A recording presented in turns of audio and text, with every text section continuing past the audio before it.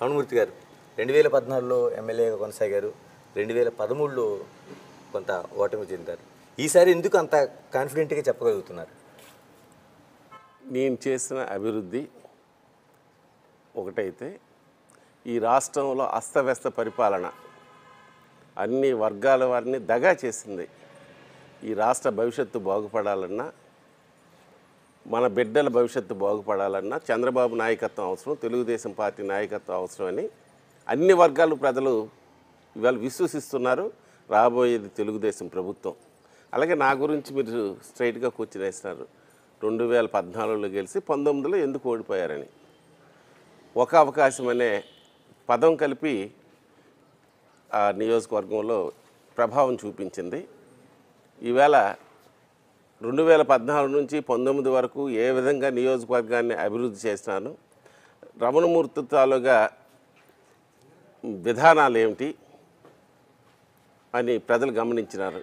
ఈ గడిచిన ఈ 5 సంవత్సరాల్లో అక్కడ శాసనసభ్యులు డిప్యూటీ చీఫ్ మినిస్టర్గా ఉంటూ వారు చేసిన అభివృద్ధిని, వారు చేసిన అవినీతి కార్యక్రమాలు, వారి కుటుంబం ద్వారా చేసిన అవినీతి కార్యక్రమాల వల్ల ఈవేళ కోకొల్లులు ప్రజల్లో చర్చనీయాంశమైంది. అందువలన తప్పనిసరిగా ప్రజలు నాకు ఆశీర్వదిస్తారు, గెలిపిస్తారని పూర్తి విశ్వాసం నాకుంది. రమణమూర్తి గారు, ఇప్పుడు చాలా వరకు రాష్ట్ర వ్యాప్తంగా కూడా ఒకటే మాట చెప్తుంటారు. 2019లో ఒక సింపతి అనేది పనిచేసింది, ఇలా అక్కడ ఒక ఊపు వచ్చింది కాబట్టి పోయిందని. మరి చాలా వరకు తెలుగుదేశం పార్టీలకు చాలామంది మీ జిల్లాలోనే అంత వేవులో కూడా సీట్లు గెలిచిన వాళ్ళు ఉన్నారు.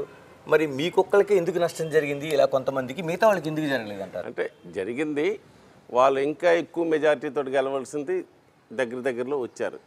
మీకు తెలిసిందే, ఇచ్చాపురం అది పార్టీకి కంచుకోట. అటువంటి దగ్గర ఆ మెజార్టీని కొట్టుకొని దగ్గరలో గెలిచినారు. అలాగే మరి అచ్చెన్నాయుడు గారు, అక్కడ ఒక బలమైన నాయకత్వం ఉంది. ఆ నాయకత్వం వలన అతను బయటికి రాగలిసినారు. మిగతాది తీసుకుంటే రాష్ట్ర వ్యాప్తంగా, శ్రీకాకుళం జిల్లాలో కాదు, రాష్ట్ర వ్యాప్తంగా ఈ పరిణామం ఏర్పడ్డది. దీంట్లో మరి ఒకరిని తప్పుపడడానికి కానీ కారణాలని కానీ చెప్పడానికి లేదు. అది ఒక వేవ్, ప్రజల్లో ఒక వేవ్ వచ్చింది. ఆ వేవ్ని ఎవరు అడ్డుకట్ట వేయలేకపోయాం. అది జరిగిపోయిన నష్టం జరిగిపోయింది. ఈవేళ అటువంటి పరిస్థితి లేదు. ప్రజల్లో స్పష్టంగా ఉంది, తెలుగుదేశం పార్టీని గెలిపిద్దాం, చంద్రబాబు నాయకత్వాన్ని బలపరుచుదాం, మళ్ళా రమణమూర్తిని గెలిపిద్దాం అనే ఆలోచనతో ప్రజలు ఉన్నారు. స్పష్టమైన ప్రజాభిప్రాయం నాకు తెలుసు. రమణమూర్తి గారు, దాదాపు నర్సన్నపేటకు సంబంధించి